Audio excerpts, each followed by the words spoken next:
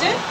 তো আগে cleansing oil দিয়ে মুখটাকে আগে একদম পরিষ্কার করে নেবো, যেরকম ফেসিয়ালে করেছিলাম। এটাকে দরকার করে স্প্রে করে ভালো করে আগে মাখিয়ে নেব সারা মুখে। এবারে যেরকম ফেসিয়ালে করেছিলাম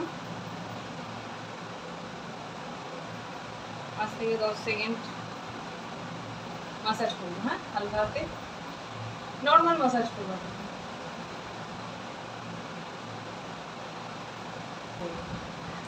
ব্লিচ করে নিয়ে তারপর এক্সট্রা ময়লাটা এবার বেরিয়ে গেল স্কিনের। এবার পরিষ্কার করে দেবো, ওয়াশ করবো। কোল্ড ক্রিমটা লাগাবো কেন? যারা প্রেশার আছো তাদের জন্য, তারা যারা নতুন করছে, যাতে এদিক ওদিকে ক্রিম না লেগে যায় ব্লিচ ক্রিমটা, তার জন্য। এই হেয়ারগুলো যে এক্সট্রা হেয়ার আছে সামনে দিয়ে, এগুলোকে কোল্ড ক্রিম দিয়ে ঢেকে দিচ্ছি, যাতে ব্লিচ ক্রিম না লাগলে পরে তাহলে আর কোনো প্রবলেম হবে না।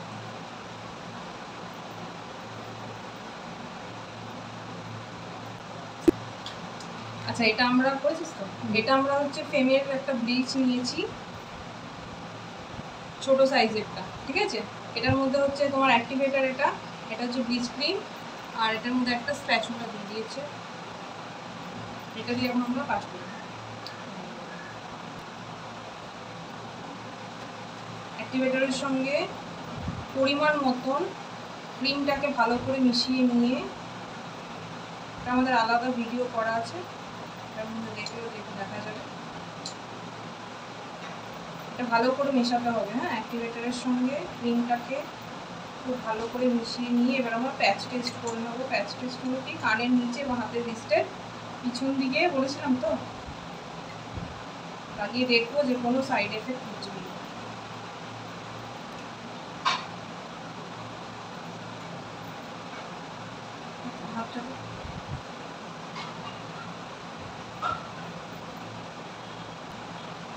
যদি জ্বালা করে বা কোনো প্রবলেম হয় তখন আর করবো, আর যদি দেখি না কিছুই হচ্ছে না, কোনো প্রবলেম নেই, তাহলে লাগিয়ে দিয়েছি। 5 মিনিট রাখার পরে দেখলাম কোনো প্রবলেম হয়নি, তার জন্য আমরা লাগিয়ে দিচ্ছি। হ্যাঁ, চুলটা কিন্তু এখানে আছে সাইড দিয়ে। হ্যাঁ, ঘুরে ঘুরে লাগাবো।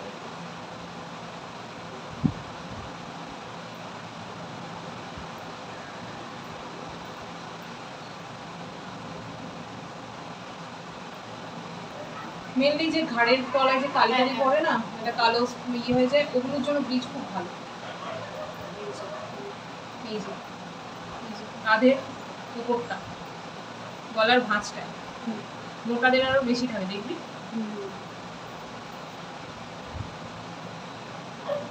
যাদের চেহারা একটু ভারী হয় তাদের চেনের মধ্যে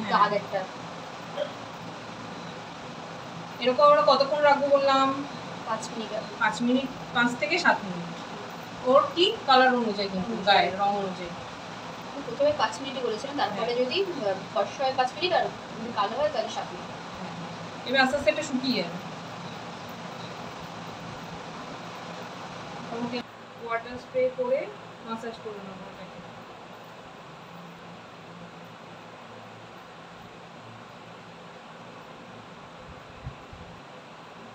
আচ্ছা, এটা পুরো ওয়াশ হয়ে গেল। এবারে আমরা কি করবো, মুখটা অনেকটা ফ্রেশ হয়েছে। এবারে আমরা টোনার ইউজ করব। টোনার এর মধ্যে নিয়ে এরকম হালকা হালকা করে ড্যাব ড্যাব করে লাগবে। স্কিনটাকে ঠান্ডা করে টোনার।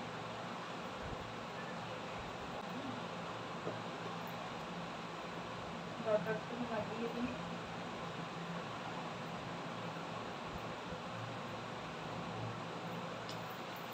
ফেসটা একটু দেখি।